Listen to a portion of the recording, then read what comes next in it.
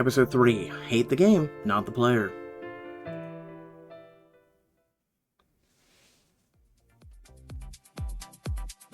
George and Tiana.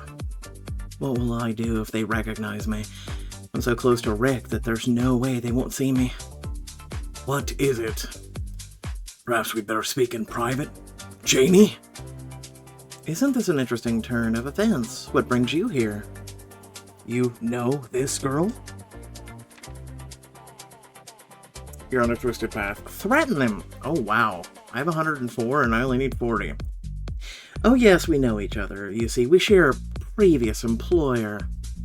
No, that's nothing but the truth. How did your contract with him end? Both George and Tiana look uncomfortable.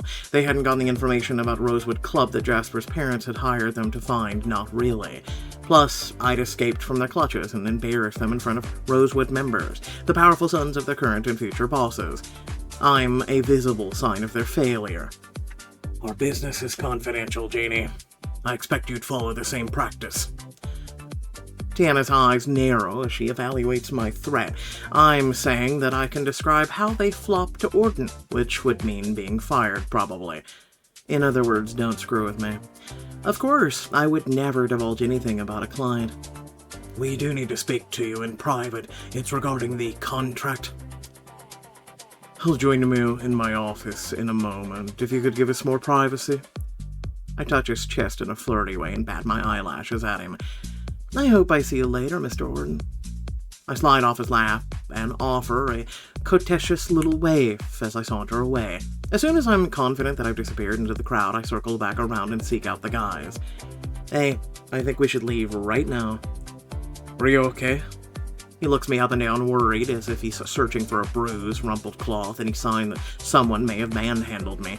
I shiver, even though my dressing up like this was fun, almost a game where I disguise myself as something I know I'm not. I'm reminded of the precarious position so many other women are in. They're constantly negotiating between power, consent, their livelihoods, and some of these men are dangerous, or at least are used to getting what they want without thinking about the consequences. I glance over at the beautiful and scantily clad women laughing, flirting, acting out desire. Even though I recognize the right to choose their paths in life, I can't help but wish things were different.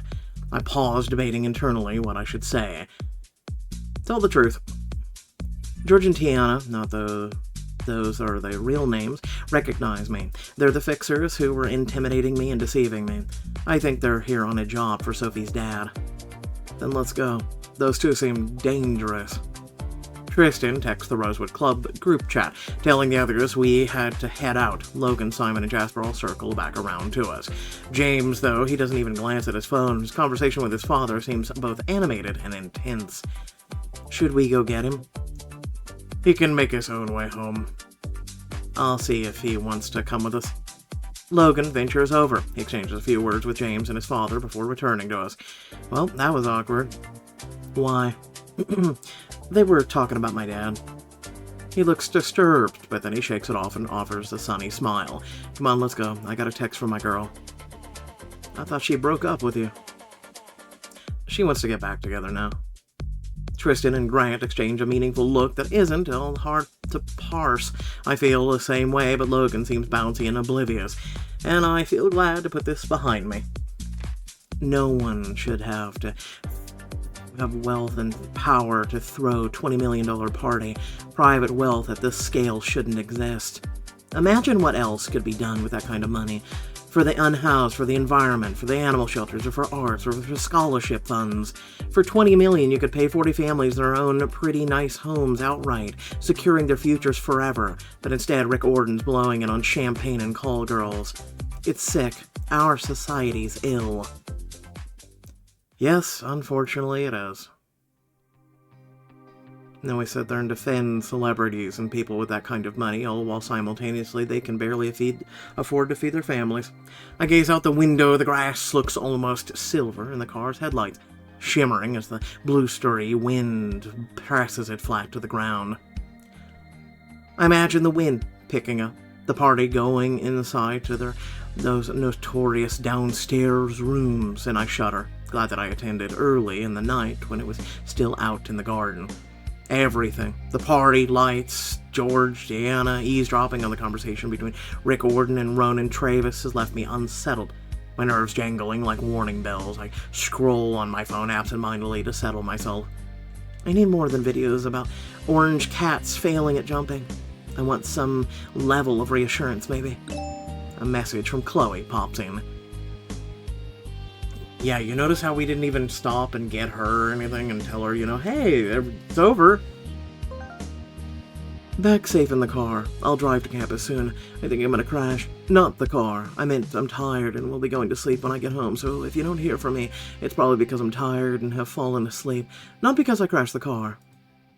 Yeah, we got that the first time. Holding back a laugh, I sent Chloe a series of emojis that expresses exactly what I felt. Beside me, Lillian has rested her head against the car window. Closing her eyes, it's late. I get the feeling she's already found her way to La La Land. I gnaw on my lip thoughtfully. I still feel wide awake and deeply unsettled by all that I've seen and overheard tonight. I want to go home and go to sleep. I'm too weary for anything else. Even spacing out on my phone doesn't feel good. I tuck my phone away and wait. Wait for the long stretches of empty road to end, for the flat ugliness of New Jersey's highways to give way to the soft, worn-out hills of upstate New York.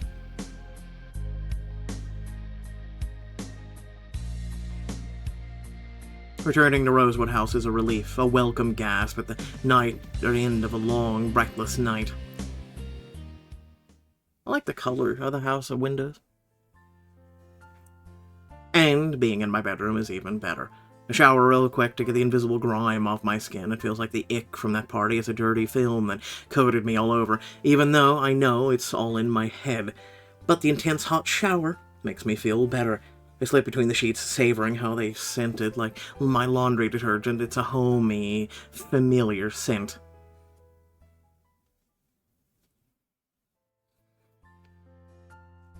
When I wake up, it's to the distant sound of geese. I peek out the window, even though they're tiny specks in the crisp sky. They're still loud. The autumn V points north, frost glitters on the grass. After yet another searing hot shower, I scrub down with the lemon ginger body wash. I decide to get dressed. I love sweater weather, such an excuse to snuggle up in a cozy coat or soft cardigan with a cup of tea, a book, or my favorite interactive fiction app. Da ha ha. I rifle through my autumn wardrobe, seeking a cute and warm outfit that will welcome back fall. Warm fuzziness, princess. Cozy vixen. Long winter's night. Twisted. Sweater weather. Yeah, no, I'm gonna go with long winter's night. That's a given. I dig it. Plus, it's fall. You even have a bigger excuse to wear black. Cornrows, fabric headband, punk pixie, ribbon braid. I do like the ribbon braid. Oh my god. Hey, listen. I know this is an app, but imagine you just one day wake up and go, I'm gonna get rid of my long, luxurious hair for that. I don't understand it. I'm gonna go with ribbon braid. Why not? It looks a little pretty. Kind of mix of, twisted and princess. When I'm done dressing, I check my phone. I have enough time to study before my test. I put on some shoes, grab my stuff, and head out onto the campus. For once, I just feel like a college student, one of the many swarming across the paved paths.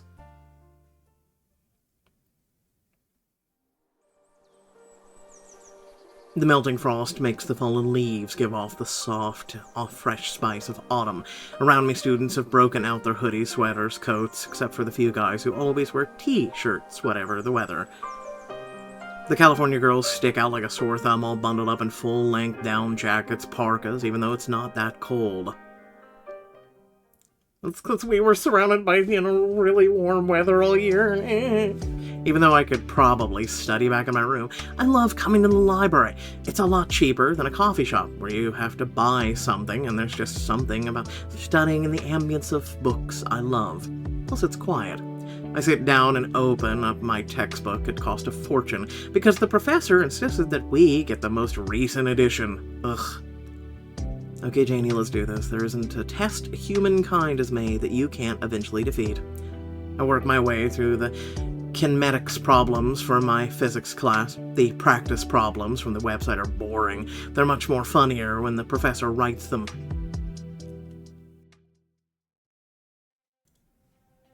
Good old physics. The test goes well. For once, I feel like I got this. I feel like my overachiever self again.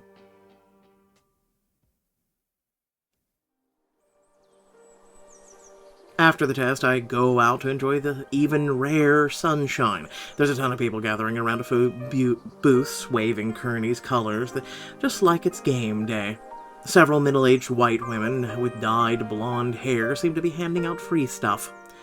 What's going on over there? It's the Autumn Association, or Alumni Association. You have to sign up for their newsletter. They want me to give them money before I even graduate? I'm a freshman. You can always unsubscribe. The totes are cute, though. Winning designs by students and from the art department, and the perfect size for a textbook. She, herself, has a tote. She's right, it's pretty cute. Curious, because who doesn't want free stuff? I line up and sniff the air. Yeah, but if you have to subscribe and give them money before anything else, I'm just saying, it's not really free. Are they giving out pumpkin spice lattes? Even though I know people make fun of them. They kinda are delicious. Yeah, but there's some people who are obsessed with them. Sure enough, one of the blonde look-alike pumps a coffee-scented beverage from a silver carafe in a paper cup and then pushes it in my hands. Oh my god. They've got them at the ready. Oh. She waves me over to the next booth, urging me to take a bag before we run out. Sipping the cloyingly sweet, hot cinnamony coffee, I gawk over the bags. We have Tigress. It's too bad they didn't put it in the other hand so you could see. Ooh. Dove Tamer. Occultist. Oh. Oh, we know what that's a nod to. The Lovers. Lover one's it's still good too. But yeah, no, I'm going with The Occultist, because yes! One of my favorite books. I step out from the crowd, new bag hanging from my elbow. I grasp a hot paper cup between my hands, enjoying how the sunlight feels warm on my cheeks, even though the air is cold. Tristan strolls up, hands in his pockets. He sniffs. Is that... I like them. He leans in, presses a quick kiss to my lips. When he breaks the kiss, his eyes are bright. Delicious. Are you talking about the latte or about me? Both, but mostly you. How'd the test go? I think I did okay. So you aced it, huh? Did you just have class? Yeah. I don't find the CS assignments particularly challenging. Maybe, if I'd never coded before, but I started with Scratch in elementary and I was playing with C++ in high school. Oh, that reminds me. I rummage through my bag and pull out Sophie's phone. I got this from Sophie's hookup. He was with her before she... And you didn't contact the police? I don't trust them, and I wouldn't even know who to call. I can understand that. I was thinking maybe you could investigate it. You know that's illegal, right? Most of what the shit we've been doing's illegal, dude. Are you serious? A lot of things are illegal. His lips quirk and he takes the phone from me. He looks it over. I have the feeling that if you turned it in, someone would find a way to see that it's lost, with all the other lost evidence. Sophie deserves better than that, anyone would. I'll see what I can do. I smile at him. Relief flushes through me. Thanks. Right now, last night's extravagant tawdry party seems so very far away. It seems as far as Carter's addiction, Sophie's death, Grant's health problems, and the Pharmatech Crest conspiracy. I don't think Sophie's death is related to the Pharmatech Crest property deal, or to how Jasper's family wanted to manipulate the stock market. Only in that they're all related to wealth and corruption, but no, I agree. I think these are separate schemes. Isn't schemes the right word? What do you intend to do? Reveal it? I don't think reporting it to law enforcement will have much effect. No, I don't think it will. He's quiet, lost in his own thoughts. I sip at my latte, looking at him. The latte's making my breath so warm I can see it. He glances over at me, and whatever he sees on my face prompts him to grant me a small, secretive smile. I want to reveal the Atwood-Crestwood relationship and how Kearney itself is implicated in their corruption. The Atwoods and the Crest have ruined an entire community for the sake of bringing property prices down. Because the Atwoods increased the supply of opiates to the community addicts that have been made, and people have probably died. I know. In fact, it's possible that this strategy has directly impacted me, my family. Perhaps Carter wouldn't be an addict if it hadn't been possible for him, and even as a poor high school student, to buy junk at such a low price. They shouldn't be allowed to get away with it. I'm going to drain the Atwoods' accounts, reveal the scheme itself, but I have a few problems. Good thing we're talking about this in public. Like what? Ideally, I'd hit the Crests as well, but I don't have access to those accounts. So you need access? I do, yes. What's the other problem? I don't really know how to go about the whistleblowing. A Pinsta gem post won't do it, and I'm not a writer, you know? I don't even have contacts in the world to make it happen. But Chloe might. Can you give me another flash drive? What if I can get it plugged into one of their machines? I don't know how you do that. The Crests are in and out of the country all the time, and unlike Grant's family, Brownstone, the Crest's closest home is on an island. It's not exactly easy to access. The timing would have to be perfect. I ponder this, and Tristan gives me the space to think. Then I remember how James spent so long talking to his father at the Orden party. I think James has been lying to us. He doesn't want to ruin his family's fortunes. In fact, I think he knows more about his father's schemes than he lets on. I think his father's training him to take over eventually. Really? Yeah, and if I'm right, it's not Charles Crest's computer you need to hack, but James. And the computer is right here in Rosewood. James isn't like Simon. I roll my eyes and laugh. Simon's notorious for leaving his door open, whether or not he's home, whereas James keeps his room locked up, tighter than a chastity belt on Queen Guinevere. I can do it, I'll figure out a way. I'll give you a flash drive, in case the opportunity comes up. It'll upload as soon as you plug it in, so you can pull it after a couple of minutes. Then you'd better get to making your malware. His laughter makes his eyes brighten, and in that moment I can see the resemblance between him and Lillian. It's in their smiles, their laughter, their effortless charisma. What's your plan for the rest of the day? I have some work to do. I think I'll take a nap. We were up all late last night, so I need to pay back that sleep debt. When I left, Jasper was practicing in his room. Don't hesitate to tell him to turn his amp down, okay? Don't worry about me. I can manage Jasper. Oh, of that I have no doubt. He draws me into a deep, pure kiss. I let him. The feeling of him sinks right through me, plummeting like a weight to the rest warm in my belly. He glides his hands down my arms to my lower back so that we're pressed length for length. I love the feeling of his lips on mine, of his body against mine, of how little it takes for us to begin to respond to each other, even here and even now. It's sexy, yes, but also gentle. It's a scent of the fallen leaves in the cool autumn sun. It's the feeling of distant laughter. It's everything that being here in this moment means, this lingering moment. Then he breaks the kiss and steps back. He brushes a fingertip across my cheek. It's an unexpected gesture. It's in its longing.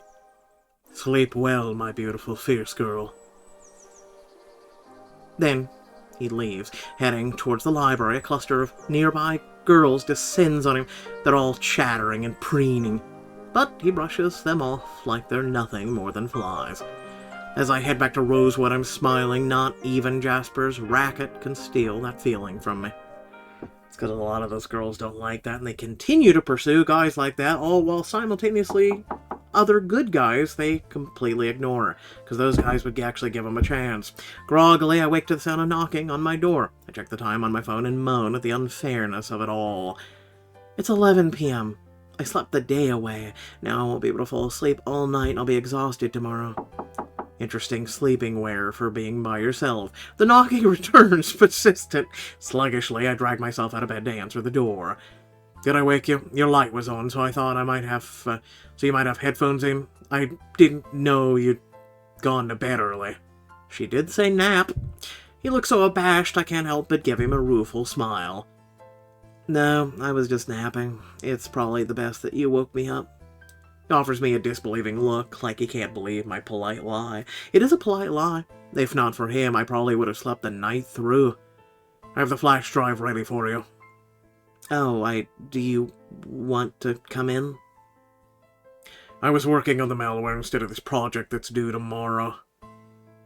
So you need to finish it? Try starting.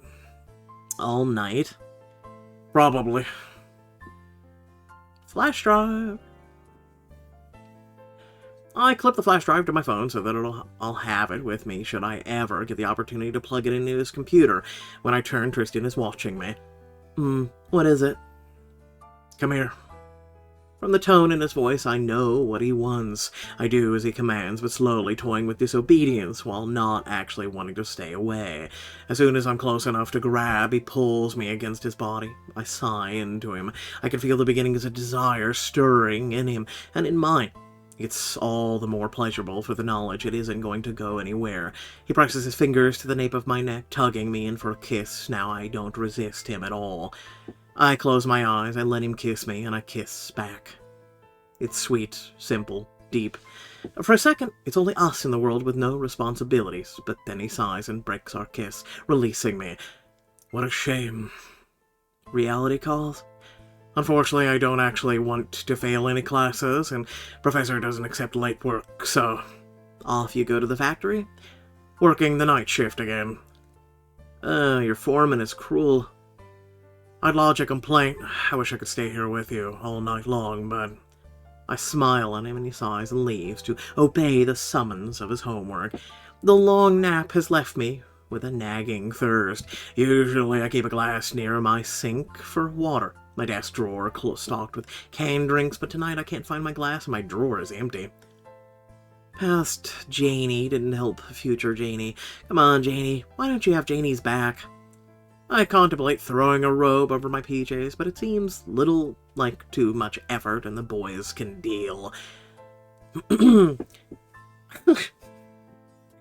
Oh, I can wear what I want, I'm feminist. They just have to act like gentlemen. This will be interesting. They will just have to act like gentlemen.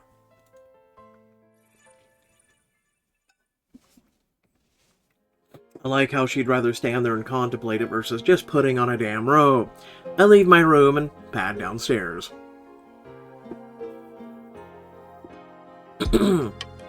Hey, the Halloween shit's still up, yes! James is alone in the common room. He has earbuds in and a beer at his elbow. I pause and stare. Is he actually cleaning up? James looks up at me, his eyes flick along my body, appreciative, then up to my face, but as he removes his earbuds, he gives me only a polite smile. Do you need something, Janie? I just came down for a drink of water. You know where the kitchen is. But I paused. The last time I saw him, it'd been when he'd peeled off at the party to stand at his father's side. He stayed there, his father talking his ear off. Orden's party had been contrived to introduce Ronan Travis and Charles Crest so they could have a business deal. So, had his father caught him up on the specifics of the deal? What does James know now? If he does know something, he hasn't mentioned it to me or any of the guys. Do you want any help? Yes, in fact, I do. Usually, I'd have someone do this for us, but with Sophie? Yes, my arrangements fell through. Now I'd have to wait until next week for the events company to clear this material out, and I can't stand the mess. I can tell that he's irritable, annoyed that the guys aren't helping him, and that he's alone with the mess, and that he's left to do the work he feels is below him. This is going to take all night at this rate. I don't have any pressing appointments. You're just standing there in lingerie, that's all. Thank you. Coming from him, the phrase is not as grudging as I might have expected. He hands me a ghost made from cheesecloth, and I fold it. Damn it, I'm removing the Halloween decorations. Wouldn't the housekeeper do it? Yes, but there's some material that belongs to the events company and some to Rosewood. They need to be sorted correctly, or we'll lose our deposit. I raise my eyebrows as if to ask why that would matter to him. I walk over to the fireplace to pull tufts of fake spiderweb off the brick. Flush burns on my cheeks, and he shrugs. I would never be gratuitous with Rosewood money. How honorable of you. I catch him sneaking another glance at me. I don't know if the party we attended has caused him to see me in a new light, or if it's just the late hour, but his gaze lingers on my body, appreciative. Listen, any straight guy worth 2 cents and 2 brain cells would be looking at you and what you're wearing. I'm serious. His neediness engulfs me with a flush of power. For all his derision and of the lab background, he can't help but look at me with desire. I weaken him. You were with your father for a long time at the party. You kinda disappeared on us. We were discussing some family matters. He'll never tell me on his own volition. I want to seduce him for information. Press him. I lean forward and touch his shoulder. His attention swings to me and then rests on my hand. The sneer that touches his face isn't pretty, but he doesn't do anything so rude as to shrug me off. Do you think your brothers are stupid? Simply because they haven't confronted you yet doesn't mean they aren't planning to. Sophie's dead. We attended a party that her father arranged so that your family could make a business deal with the CEO of Energex. And you spent the entire party with your dad. Apparently in cahoots, learning all the family business or family secrets or whatever. Cahoots. It's a good word. He stares at me, then snorts and shakes his head. Janie, you are one piece of work. I could say the same thing about you. Now, don't you think the guys were wondering what you were doing? Don't you think they're going to ask? But they're not asking, you are. Perhaps I'm bolder. Well, you're something. I glare at him, waiting. We were talking about horse breeding, eraser. Put to stud. Oh, come on. The Walcotts don't want my father to sell Energex. They're pressuring from the other side. We were speculating as to why. The Walcotts. So, do you think Logan would know? No, I think Logan has no idea. I digest this in silence, continuing to help him fold away decorations. Muslin ghosts, styrofoam zombies, fuzzy spiders with stiff wire legs. James knocks back his beer and then peers into an empty bottle angrily. I need another beer. You want me to grab one from the fridge for you? No, they're in my room, along with the box cutter. Oh, I'm on my way. He waves his keys at me and tries to untangle several spiders stuck in some fake webbing. I grab the key. Then you run upstairs, grab the thing, put it in his computer, ta-da! I pop into his room. His laptop is right here, closed on the desk. It's so easy to plug the flash drive in. His laptop hums for a minute, then quiets down. I must assume that the virus or malware or whatever Tristan has on the drive has done its work. I pull the drive out. I grab the box cutter and its beer and beat a hasty retreat. So she was keeping the flash drive somewhere on her person. You know what? I'm not even gonna ask. I'll sort it from here, and thank you, Janie, for your help. My pleasure. I nod at him and head towards the kitchen, resuming my half-forgotten search for a glass of water, only now I'm so thirsty it hurts. I mean, you could have grabbed a beer, too. Just saying. Police tape cordons off the doorway, but that's all stands between me and the sight of Sophie's death. Guess they're depending on the honor system to keep us out. I eye it as I fetch myself a glass, throw some ice in it, and fill it up with the tap. I sip the water slowly, letting its coolness trace a path down my esophagus into my stomach. Or maybe it's a liability thing. If we go in on our own heads, be it. I roll the cold water around in my mouth, thinking about how in some areas of the U.S. the water's sweet with lead, about how 46 million live without drinkable water, 2 million lack indoor plumbing. Being able to walk into a kitchen, turn on a tap, and drink water is a privilege that should be a right. Yeah, we won't even talk about outside the country. I drain a glass, fill another, drain it again. Guess I was thirsty. Behind me, her soft, scruff, rubbery boot sole on tile floor. But it's only Esmeralda? Oh, you're here early. Oh, I didn't think anyone would be here at this hour. Ma'am, I wanted to get started on some baking. But her face is trembling. It's a look I know I've worn. She doesn't want to cry. What's wrong? I like that Esmeralda breaks down. It's like a dam that's sprung a leak, suddenly crumbling, and she hides her face in her hands as she sobs. He's gone. I don't know where he is. He's gone. Who? was this man. He was a smuggler of people, a coyote. He was supposed to bring my husband back. And I've heard nothing from either of them. What if he's dead? What will I do? What will I do? And I know there's nothing that I can do at this moment except hold her and wish that the world were a different kind of place. It was a bit weird, but alright. It was a bit weird of an episode. We got 3 Princess, 5 Twisted, no Foxy, diamonds. Alright, so I got my diamonds. Yeah. And look, another episode. Sadness, though. The diamond rush is over. I wish they would last longer, let's be honest. So first and foremost, if you did enjoy, remember to like, share, and subscribe. Head down description. Also, let me know down in the comment section. But aside from that, I'll say this. So, the reason why I gave it 4 stars is because there was some issues that I had with this episode. I'll just say the following. One, first and foremost, I don't think George and Tiana, if they knew that I was even involved with Chloe, would have literally shut up. They would have figured Chloe was there, or heck, who knows if Chloe... Oh, shit, we didn't get a text from Chloe, did we? We don't actually know if she made it back safely. Yeah, just thinking about that. Anyway, I guess we'll see in the next episode. Pretty much, aside from that, this episode felt a little hurried. I'm so used to, especially, like, the Parallel Universe book, right? Lordy Lord, some of those episodes, as well as Haze, are like an hour plus. And this one today was 30 minutes. Now, that's perfectly fine, acceptable. It's just interesting. Also, I just feel like a little bit of it was rushed. Also, I deducted a little from the whole, the latte's hot. Listen, that thing that we were giving for pumpkin spice, that was called a frappuccino. It had whipped cream and everything on the top, had a straw. It was a frappuccino. Those are hot beverages poured into something that is quickly spun and it makes it cold with a chemical. That happens at Starbucks. So anyway, long story short is it was a frappuccino, that was not a latte. Just saying.